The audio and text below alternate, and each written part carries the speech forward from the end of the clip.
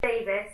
She is dietitian extraordinaire that has been teaching us all for decades how to eat a healthy vegan diet. Her books are on everyone's shelves, and she's come all the way from Canada to share this message. Unfortunately, she's half lost her voice, or almost completely, so we'll be kind, and I'm sure we'll enjoy the talk thoroughly.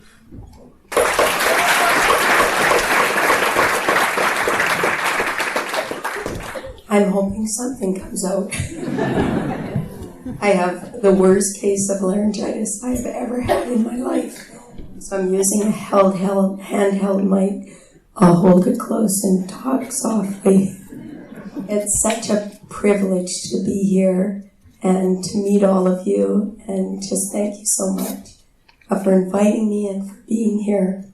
Today I'm talking about unleashing the power of plant-based diets. And I might bring my water closer.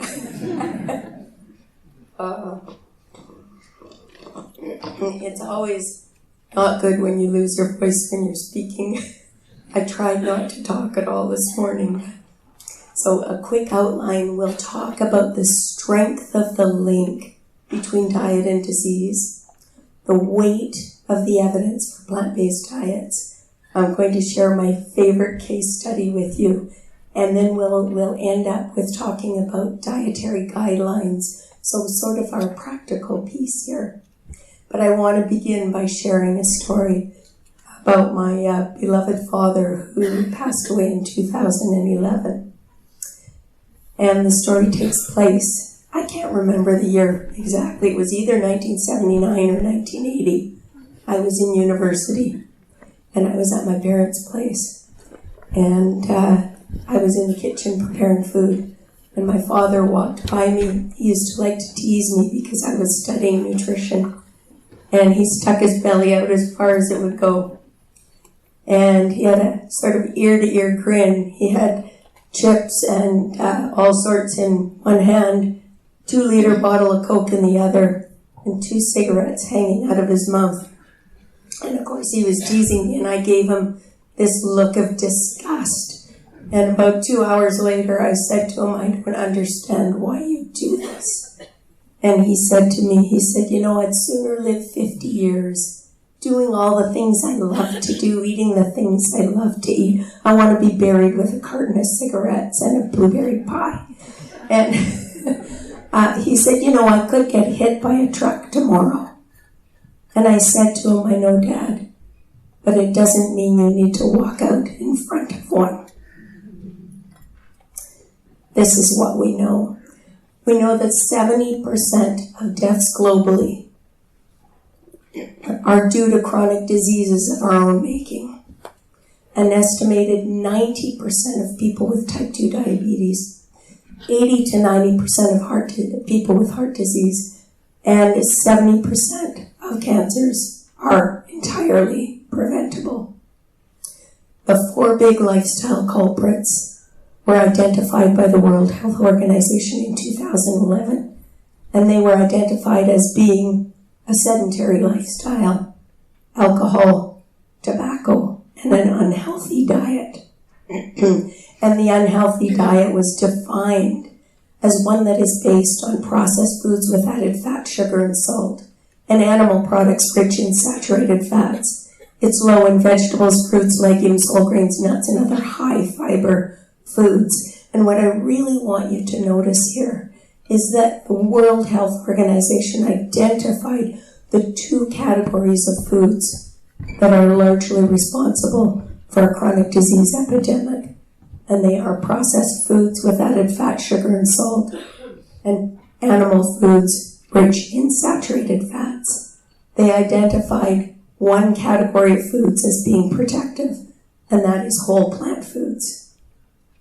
At the highest risk are inactive populations consuming Western-style diets.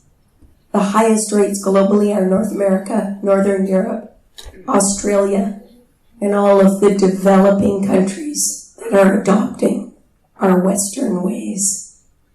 I work in one of those countries. It's called the Marshall Islands. They have the highest rates of diabetes in the world. At the lowest risk are populations who live simply are physically active and consume unprocessed plant-based diets. The lowest rates globally are rural Asia, South America, and the blue zones. Have you heard of the blue zones? So these are places in the world where people live the longest, healthiest lives.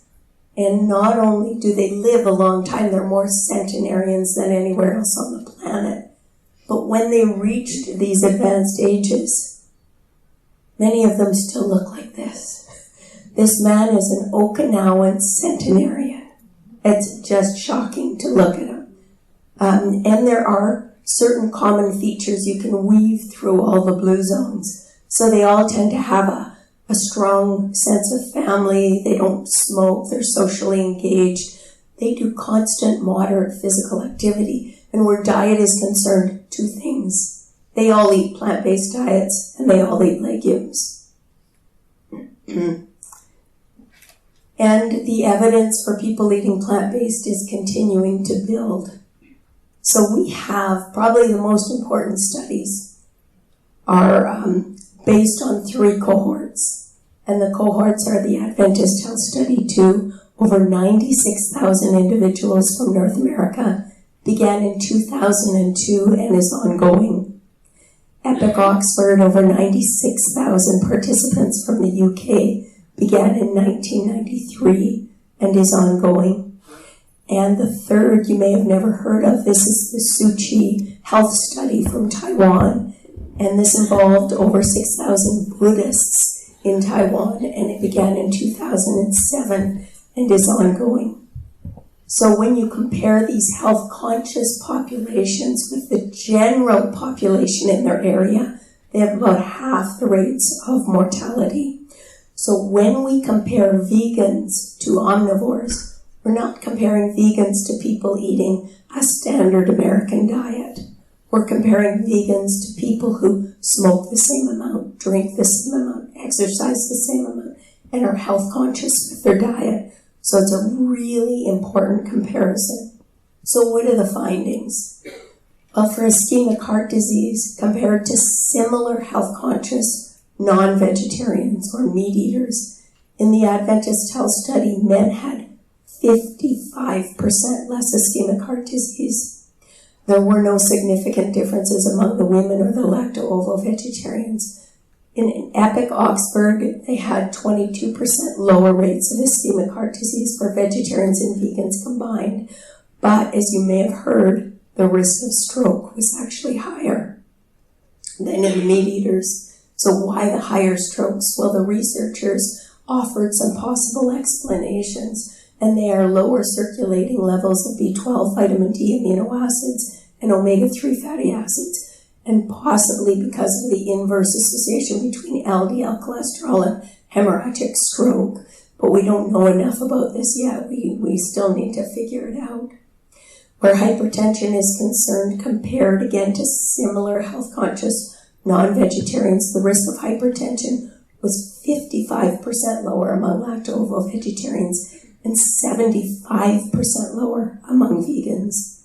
In the Adventist Health Study 2, rates of diabetes were 38% lower among lacto-ovo-vegetarians and 62% lower among vegans. Diabetes in Suchi was 51% lower among the vegetarian, very near vegan men, and 74 to 75% lower among the vegan or near vegan women. Non-alcoholic fatty liver disease in Suchi was 21% lower among the vegetarians. Replacing soy with meat or fish increased risk 12 to 13%. Replacing whole grains with refined grains increased risk 3 to 12%.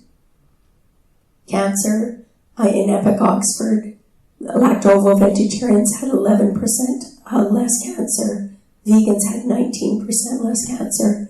In Adventist Health Study 2, it was 8% lower among lacto-ovo-vegetarians and 16% lower among vegans.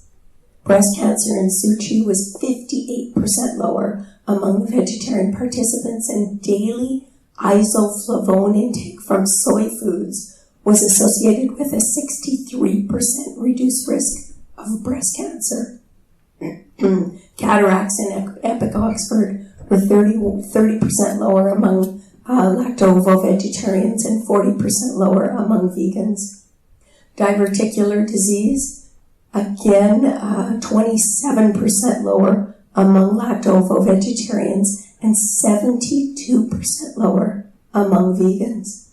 Kidney disease, in the Adventist Health Study too, it was 52% lower among vegetarians and vegans combined. In Epic Oxford, people, compared to people with a high meat intake, at least 100 grams a day, vegetarians and vegans had 31% fewer kidney stones. Not only do plant-based diets protect against chronic diseases, they provide a safe and effective treatment alternative, in some cases actually reversing disease. And we've seen with heart disease, improvements in heart disease risk factors like cholesterol levels, and they're the only diets that I know of that have actually proven to reverse heart disease. For diabetes, they improve blood lipids and insulin sensitivity, and in motivated patients, we often see complete reversal of type 2 diabetes. For cancer, we've seen with Dean Ornish's study that they favorably alter genetic expression, they reduce cancer cell growth, they reduce DNA damage, definitely helping reduce the risk for cancer. So why are plant-based diets so effective? Plant-based diets are effective because they address the root causes of the disease. Dr. Barnard talked about lipotoxicity, but also inflammation, oxidative stress, dysbiosis, which is having an unhealthy gut flora, and high-fiber plant-based diets promote healthy gut flora better than any other diet. Plant-based diets reduce all of these drivers of disease. But of course, all plant-based diets are not created equal. This young woman is eating a snack that's 100% vegan. So we need to recognize that the most effective dietary patterns minimize pathogenic components and maximize protective dietary components. And the protective components are fiber and phytochemicals and plant enzymes that actually help convert phytochemicals into their active forms. Antioxidants and anti-inflammatory compounds and plant sterols and stanols and pre and probiotics and macronutrients and micronutrients that come from foods with all of the above. And when you look at that list, there's something that kind of jumps out off the page at you. And that is that these constituents come either exclusively or predominantly from plant foods. That's where the protective components are concentrated. If we look at pathogenic factors like trans fats and excessive saturated fat, refined carbohydrates, excessive sodium, new 5-GC, which is a very pro-inflammatory molecule in meat, chemical contaminants, products of high temperature cooking, pro-oxidants, trimethylamine N oxide, which is formed from by your bacteria in your gut from eating meat mainly, endotoxins, which are formed the outer part of gram-negative bacteria that can actually seep into your system and cause inflammation. When you look at this list, we know that these components are concentrated in the very two categories of foods the World Health Organization warned us about: highly processed foods and animal products. And this is especially true in the US, but I think in many countries around the world, most of what consumers eat is a threat to health, and that's why so many people are dying of lifestyle-induced diseases. Fortunately, we have a choice about what we put in our mouths. And I want to share a case study with you. The case study is not so much about the young man I'm showing, but about his father, but I want to tell you about the young man I'm showing. His name is Andreas, and he received a rare cancer diagnosis at 36 years of age. He made a 180-degree shift from being a food and wine aficionado to a whole food plant-based diet devotee after doing a lot of research. And he was, when I say he was a food and wine aficionado, his favorite pastime was eating at the best restaurant in town, ordering the biggest steak and the $500 bottle of wine. He and his wife once spent $3,000 on one meal. So they were serious food and wine aficionados. And his cancer went into remission. And Michael Clapper, who you'll hear from later, was the physician for Andreas as well. I was the dietitian, so we both together helped Andreas. But what I love about this story is that when Andreas became plant-based, his whole food and wine family said, Andreas, whatever diet you're following, we're following with you, because we always want to be able to eat as a family. And that touched me so deeply to imagine that his family would actually do something like that for him. So beautiful. But the case study is really about what happened to his father. His father didn't think Andreas's diet would do a thing for him, but it actually did. See, Carlos, he had been diagnosed with type 2 diabetes in '93. He had had a serious heart attack the year before Andreas was diagnosed. He had hypertension, high cholesterol, peripheral artery disease, early stage renal failure, recurring gout, and cataracts. And his prognosis was not good. He was told that he had progressive irreversible diseases, and that's why he didn't think any kind of diet could help him. He was told no kind of diet could help him. His doctor told him he could expect to live as little as 2 years, and he needed to get his affairs in order. His daily treatment was 17 pills and 35 to 40 units of insulin. His life had very little joy in it. His life was about taking medications, taking insulin, feeling dizzy all the time, and not well. After less than 1 year on a whole food plant-based diet, Carlos was taking 0 insulin and 0 pills. His fasting glucose became normal. His A1C 5.1, his blood pressure 115/70, his arteries opened up without surgery, his peripheral artery disease disappeared, his kidney function normalized. He had not one single further recurrence of gout. His cataracts stopped growing, he didn't even require surgery. And 7 years later, Carlos is still free of these diseases and these medications. And I want to share with you his coronary artery disease reports from 2005 and 2017. You can see 2005, he had severe ischemia, he had this inferior wall infarct, hypokinesis, he had a reduced ejection fraction. All of these things just mean he had very serious heart disease. In 2017, no evidence of abnormal cardiac activity. No evidence of ischemia, normal chamber size, normal ejection fraction. Really quite miraculous. And you know, Carlos went to his doctor and he said to his doctor, "Why didn't you tell me this was possible?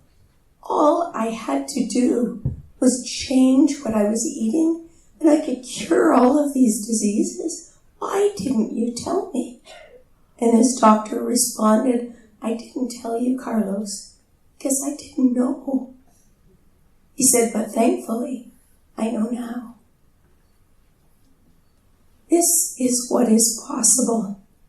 You know, not everyone is willing to make the changes Carlos made, but everyone has a right to know that lifestyle changes are very powerful and effective treatment options, and they need to be laid out on the table as one of the choices for treatment and the most powerful treatment choice that any individual can make.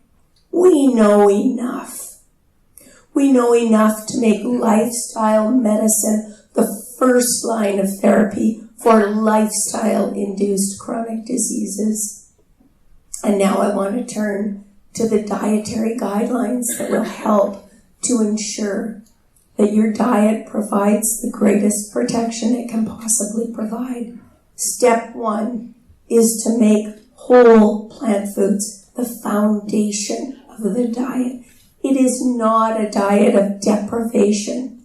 You will enjoy your food every bit as much on a whole food plant-based diet than a junk food vegan diet or an omnivorous diet. Maybe more. We want to load up on vegetables and fruits. I would suggest at least 10 servings a day. We want at least 3 servings of legumes, and that can be hummus or it can be a glass of soy milk. It doesn't always have to be a bowl of beans, but it should be a bowl of beans at least once a day, I would say.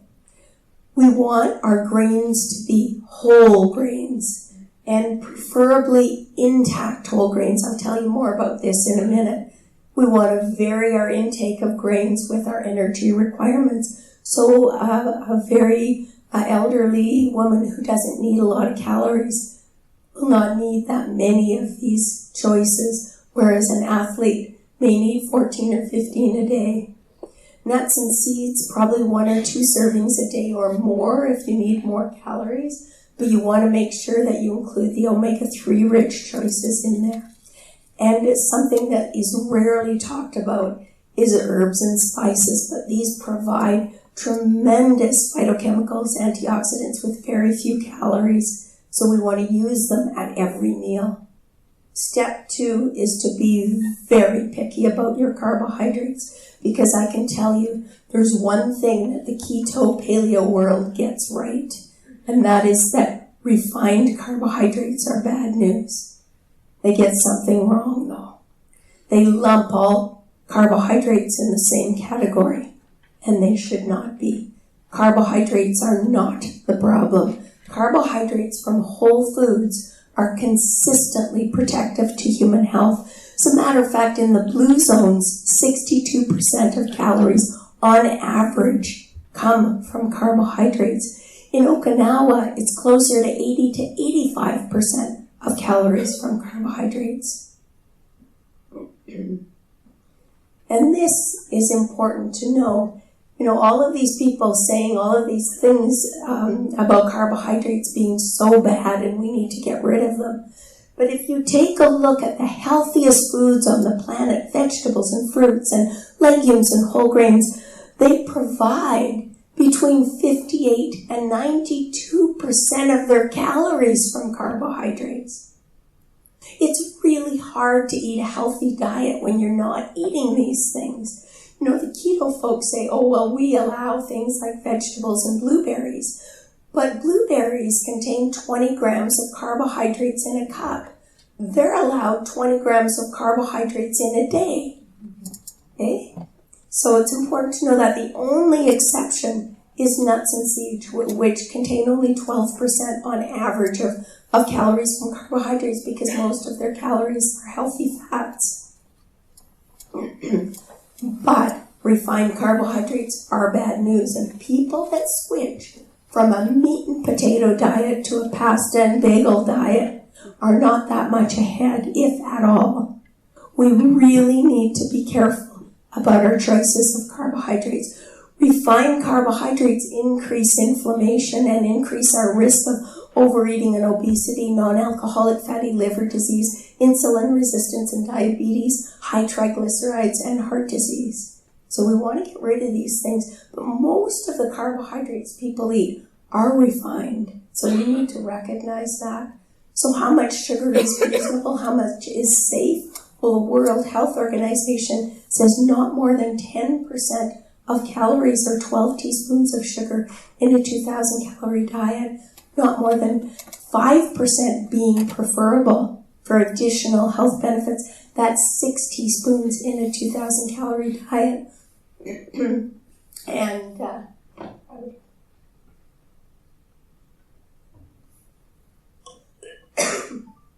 so if you look at the amount you would get from common foods. 10 to 13 teaspoons in one soda. Oh, excuse me. 7 to 18 in a flavored coffee. 9 to 12 in a fruit yogurt. 12 in a cinnamon bun. Even foods we don't think of as being high in sugar are relatively high. In the United States, half of the sugar comes from sweet beverages. It's probably close here as well. I want to talk about refining grains because 90% of the grains people eat are refined.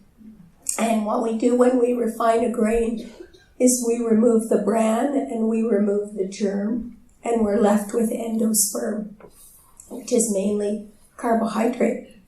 And in the process, we lose 80 to 90% of the fiber, 70 to 80% of the vitamins and minerals, and 95% of the phytochemicals.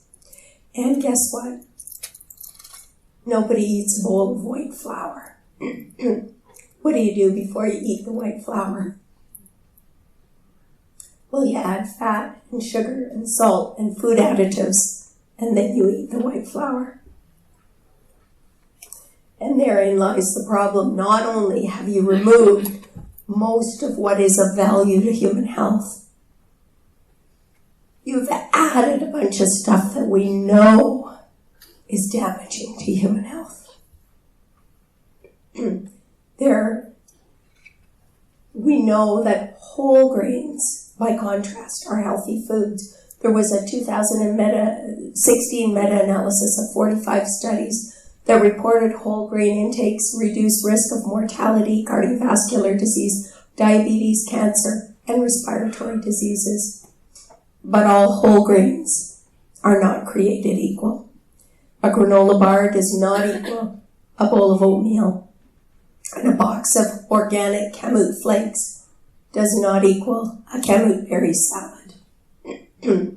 There is a hierarchy of whole grains. And I think when you're trying to reverse disease especially, this is really important. At the top of the hierarchy are intact whole grains. The best of the best are sprouted intact whole grains. We're talking about things like oat groats and kamut or spelt berries and barley and quinoa. Nothing harmful added, nothing healthful taken away. Next on the hierarchy would be cut whole grains like steel cut oats, then rolled like rolled oats, then shredded like shredded wheat, then ground like whole wheat flour, then flaked like cold flaked cereals, and then puffed like puffed wheat or puffed rice. And what I want you to notice is this is just whole grains. But as you go down this list, you increase the surface area of the food and you increase the rate of absorption of that food. So you increase the glycemic index. Also, as you go down this list, you increase food processing. And every time you expose more of the food to heat and light and air, you increase damage to nutrients. So nutritional value goes down, glycemic index goes up. If you're trying to help somebody reverse diabetes, here's where I draw the line right here. Tell them, mainly intact whole grains, a few cut whole grains, and that's it. Let's stick to that. You could do some rolled oats, but I would prefer them eat oat groats or steel cut oats. That's where you'll see dramatic improvement. So carbohydrate common sense. Get your carbohydrates from whole plant foods. Avoid sugars, especially in beverages. Minimize all refined carbohydrates, both starches and sugars. Step 3, pick plant protein sources instead of meat. And it's really simple when you look at it from this perspective, why this is the case. You remember all of the healthful or protective components we talked about, like fiber and phytochemicals and antioxidants, prebiotics, plant sterols and stanols. Well, in legumes, those are all high or very high. In meat, they're all low or zero.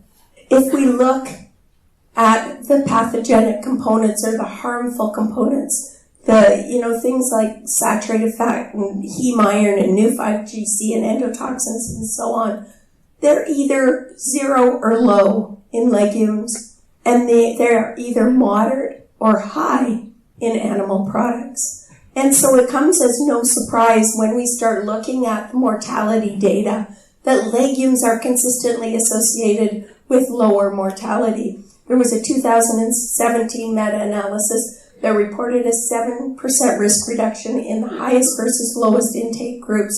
I think that number would have been much larger if they would have been looking at people that actually eat significant amounts of legumes. Everybody in this study didn't eat any legumes. But there was another study that I think was even more powerful that looked only at people 70 plus. They found a 7 to 8% reduction for every 20 grams of legumes consumed. It's phenomenal because that's about, a tablespoon and a half. It's a tiny, tiny amount. I always think, imagine if they were looking at people eating a whole cup. It would be like 100% risk reduction. So it's really quite profound. You see the exact opposite when you look at meat and mortality. So every single meta-analysis I could find showed the same thing. If you look at, here's processed meat in the light pink, unprocessed meat in the bright red, and total meat in the dark red, and consistently increasing risk of mortality. And you can look at cancer, diabetes, heart disease, you will see the very same pattern. And it was actually quantified quite nicely in this study from Harvard, where they looked at over 130,000 people followed for about 3 decades and replacing, this is unbelievable, just 3% of calories from animal protein with plant protein reduced risk of death by 34% when you replaced processed meat, by 19% if you replaced eggs, by 12% for unprocessed meat, by 8% for dairy, by 6% for poultry or fish. So this is, remember, only 3% of calories. And then a very similar study just came out like about a month ago from Japan and looked at over 70,000 people followed for about 2 decades, and they got even bigger results. So total, and again, they just looked at 3% of calories replacing meat with plant protein. If it was red meat, total mortality was reduced 34%. Processed meat, 46%. Cancer mortality, if it was red meat, reduced cancer mortality 42%. For processed meat, it was 50% reduction. It's really quite amazing. Step 4, replace harmful fats with healthful fats. We want to focus on quality where fat is concerned. We want to make whole plant foods our primary sources of fat. High-fat whole plant foods are rich in fiber and antioxidants and plant sterols and stanols and phytochemicals. By contrast, if we're relying on fats and oils as our primary sources of fat, well, they provide a lot of calories with very few nutrients. And I just want to share this with you because I think it's helpful in understanding this. So here we're comparing sunflower oil with sunflower seeds. So if you get your fat from seeds, you're getting so much more than if you're getting it from oil. So they both have 120 calories. We're looking at 20 grams of seeds or 15 mils of oil. But look at here. And fat is just a little bit lower in the seeds. But protein, 4 grams in the seeds, nothing in the oil. Carbohydrate, about 4 grams, nothing in the oil. And then look at the minerals. Nothing. 0, 0, 0, all the way down. Look at the minerals in the seeds. Much higher. And it continues for vitamins as well. So you can see all the vitamin A and all the B vitamins. Just nothing in the oil. And you're getting a fair bit in the seeds. The only exceptions are vitamin E and vitamin K, which are provided by both. We need to cut back on saturated fat. A lot of people say saturated fat has been vindicated. Saturated fat has not been vindicated. We have, there was a presidential report in 2017 that you could look up online that drew experts from all over the world to explain why saturated fat has not been vindicated. But the American Heart Association, the American College of Cardiology, they advise not more than 5 to 6% of calories from saturated fat to minimize our risk of heart disease. And that is less than 16 grams on a 2,000 calorie diet. And if you look at the amount in food, you can see in animal products, like you've got pizza, double cheeseburgers, taco and cheese, you're at or above the 16 grams with one item in the day. Milk, 7 grams in 1 cup. An ounce of cheese, 5 grams. You compare that to plant foods, even high-fat plant foods, like avocados and nuts and seeds. They provide less than 2 or fewer grams per serving. The only exception is coconut, which is quite high in saturated fat and other tropical oils. We want to minimize damaged fats. So we want to avoid fried foods and highly processed foods, minimize or avoid oils in cooking, and if you use oils in cooking, do not allow the oils to smoke. Keep the temperature as low as possible, because when oils smoke, they produce products of oxidation that are quite carcinogenic. And you want to store high-fat foods carefully. So, for example, nuts and seeds are by nature stored in shells to protect their vulnerable fatty acids. When they are removed from shells, they should be refrigerated or frozen to preserve the fats, especially those that are high in omega-3s. Okay? We want to optimize omega-3 fatty acids. 2 to 4 grams a day is a very reasonable amount. And we would also want to consider, for some people, direct sources of EPA and DHA. And for ALA, or alpha-linolenic acid, the plant fat, we're looking at it about 30 grams of walnuts or about a tablespoon or 15 mils of chia or flax seeds, and maybe a couple, 30 mils of hemp seeds. And for leafy greens are half of the fat is omega-3. So they're a nice source of omega-3, but they don't have very much fat, so you have to eat like a horse or a cow to get enough. You'd have to eat 20 to 40 cups a day. And I do want to mention as well, because a lot of people say this about fish, you need fish for EPA and DHA. Fish do not make EPA and DHA. It's made by little tiny plants in the ocean called microalgae. We are now culturing microalgae instead of raping the oceans. We're culturing microalgae, and you can easily purchase EPA and DHA that's completely vegan. Step 5 is to maximize phytochemicals and antioxidants. We want to think variety. We want to include as many different types of foods as you can. Think color. The richest sources are often the most colorful. And so you might choose purple instead of white onions, black instead of brown rice, dark instead of light greens. You want to eat a whole entire rainbow of fruits and vegetables. 3 green, 2 orange, yellow, 2 pink, red, 1 purple, blue, 1 white, beige. The challenge is to put all of those colors into your salad. Eat more raw foods because they're higher in vitamin C and protective phytochemicals. And again, the enzymes help us to convert those phytochemicals into active forms. Add sprouts, because when you sprout a food, the phytochemical army that's poised to protect that little plant multiplies. And it can multiply by 5 to 50 times.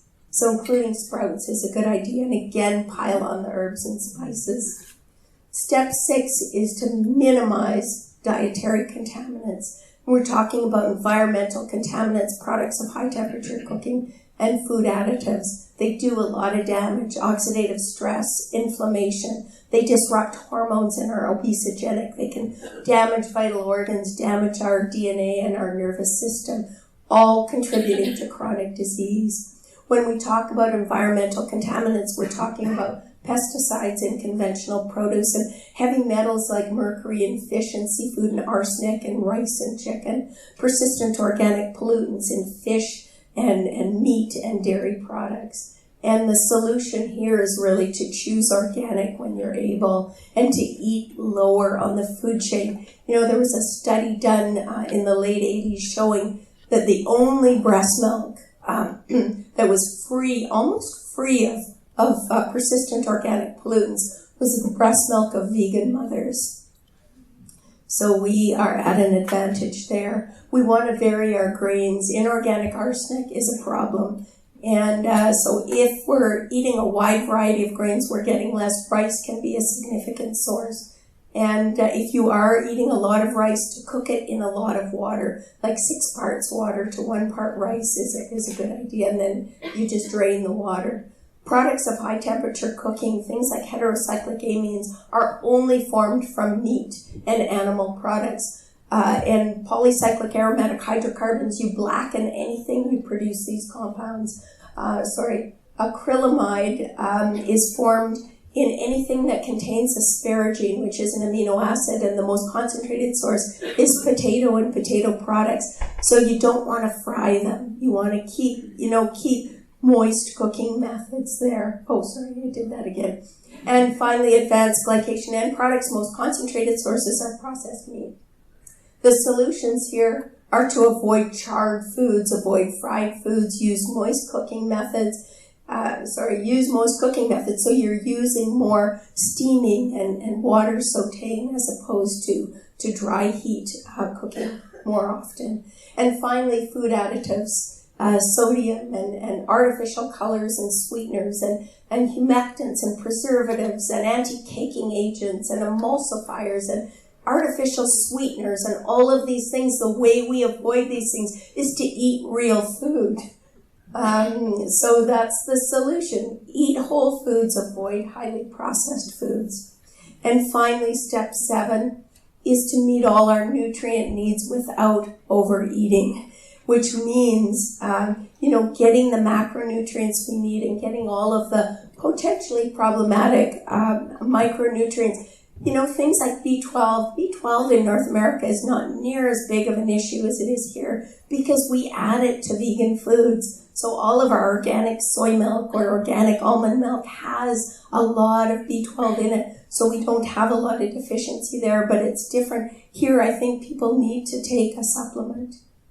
And we've created in these books that I've done, the Becoming Vegan books, along with my partner Vasanto, this food guide, which is almost foolproof. If you follow the guide, it's hard to blow it.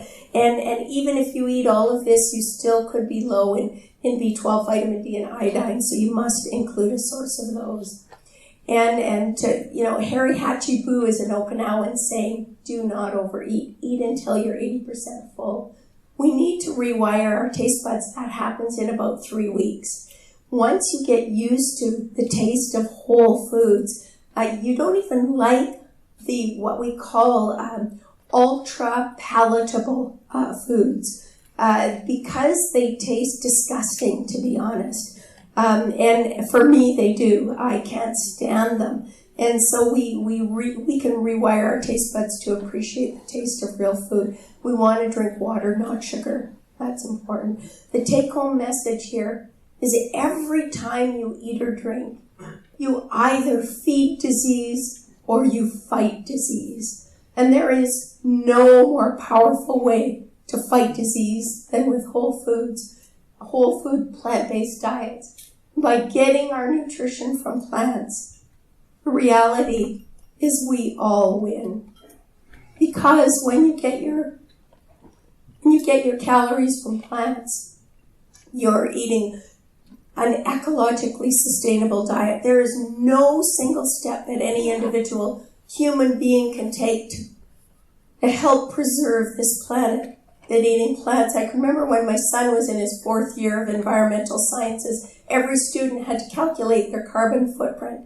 And his was by far the lowest in the class, but he actually drove a car to school because he lived far away. The students were angry. They said, but sir, we We ride our bike to school, or we, take a 2-minute showers.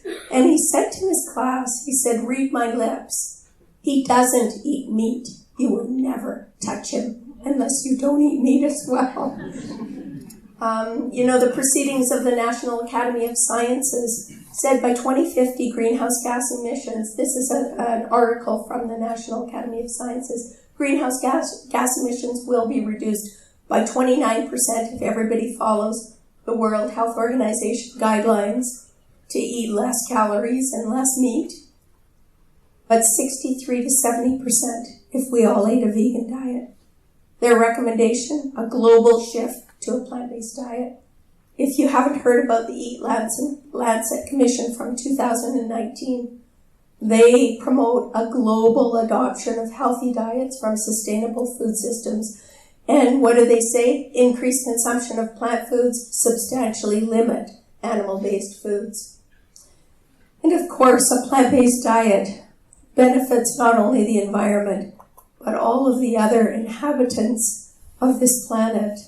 It is the most ethically justifiable way of eating for people. If everyone ate plant-based, the global calorie supply would increase by an estimated 50%, and we could effectively wipe out hunger.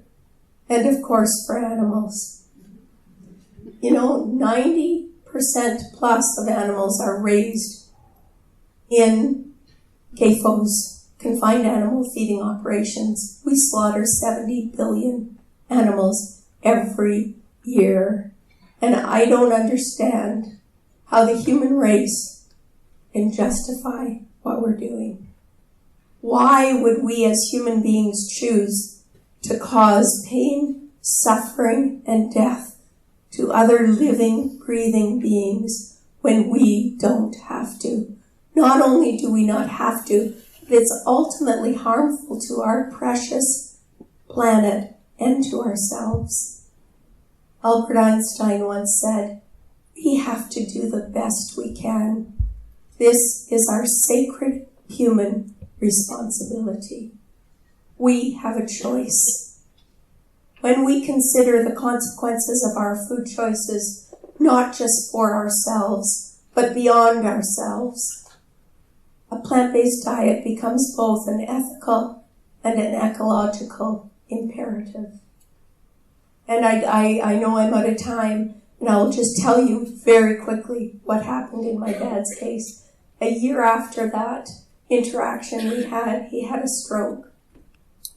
And he was diagnosed with diabetes, heart disease, everything you can imagine, hypertension. And he was told if he didn't quit smoking, he'd live 3 months. And if he did, he'd live 3 years, maybe. And he wasn't yet 50 years of age. And I can remember sitting on that hospital bed with my dad, tears coming down his cheeks. I can remember him saying, I don't want to die. I want to dance with my sweetheart at our 50th anniversary. I want to see my grandchildren grow up.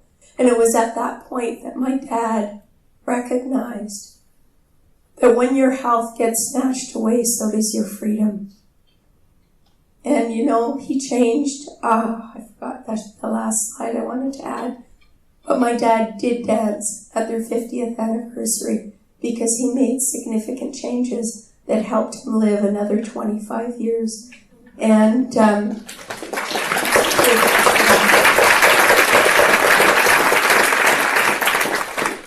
these are some of my books. These are the 2 most recent, Kick Diabetes Essentials and the Kick Diabetes Cookbook. And I thank you all so much for your attention.